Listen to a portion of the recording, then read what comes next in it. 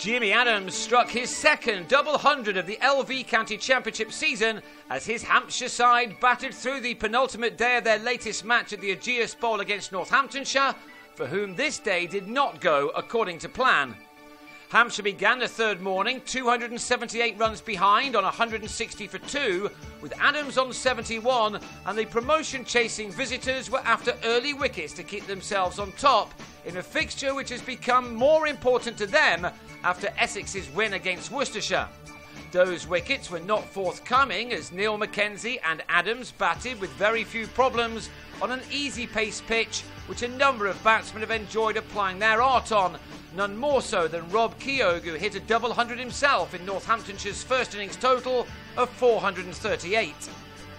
Adams nearly gave it away on 98 when he top-edged a pull off a frustrated Stephen Crook, the ball bouncing to safety much to the batsman's relief. And that relief could be seen when, in the next over, after an hour of play, Adams drove Matthew Spreagle to the boundary to take him to three figures of 230 balls, that being his 19th four. It's been an up-and-down season for the Hampshire skipper, so he would have been thrilled with this effort.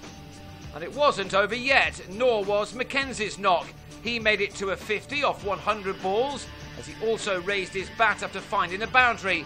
That gave the South African his 10th four, as he was the latest to make the most of the excellent batting conditions, eventually taking his partnership with Adams to 102. Mackenzie was out 2 balls later, although he felt he'd got outside the line when he was hit on the pads by Azarullah, with a score on 235 for 3. Adams continued to work the ball around well as he worked towards his side's initial target of avoiding the follow-on, which was still 54 runs away when he was joined by Sean Irvine. On this surface, it was never really a realistic target, and he and his new partner put on another 43 runs for the 4th wicket.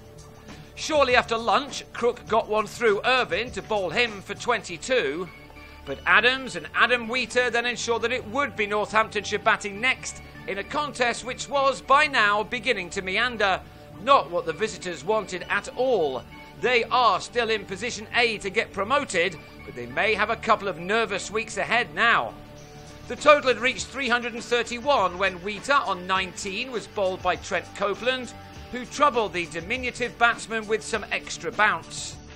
But Adams, as he so often does once he gets over his initial difficulties at the start of an innings, went on, and his 150 was recorded off his 329th ball. He is a man who lacks nothing in the way of concentration and perseverance, and the way he was going here, it looked as if it would take something out of the ordinary to dislodge him. He'd now been at the crease for 112 overs, and there was no sign of him bringing his side's innings to an end to open the game up, something Essex, who had by now completed their win over Worcestershire, would have been applauding. Indeed, it looked as if Adams wanted to get his side ahead and try to skin the cat that way. To help him do that, he now had Michael Bates at the crease. He has had few chances in the Championship this summer, and perhaps had something to prove when he came into bat. He'd already shown what an exceptional keeper he is by bagging 6 catches in the Northants innings, and he was now telling one and all that he is a useful batsman too.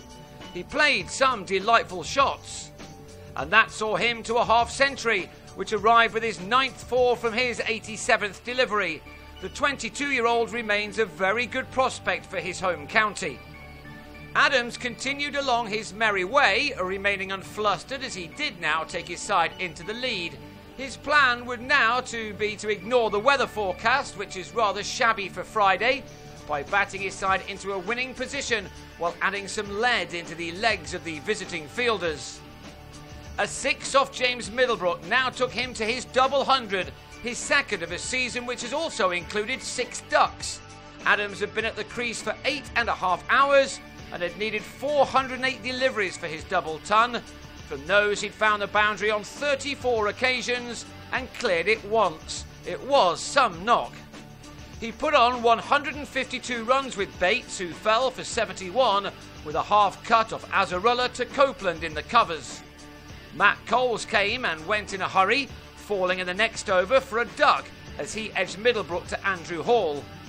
And Adams' long vigil was brought to an end at last on 218 when he nicked Northamptonshire's other spinner, Spreagle, to haul. That was the Hampshire skipper's 444th delivery. Hampshire's new boy, Rule Brathwaite, took his side beyond 500 by whacking Spreagle for a maximum, but he then gave Middlebrook a simple return catch to end the day with Hampshire on 515 for 9. That puts them 77 runs ahead, not enough, you wouldn't have thought, to cause Northamptonshire any concerns on the last day. So a draw looks certain, and if that's the case, Northants' lead over third place Essex will be down to 29 points, and Essex have a game in hand.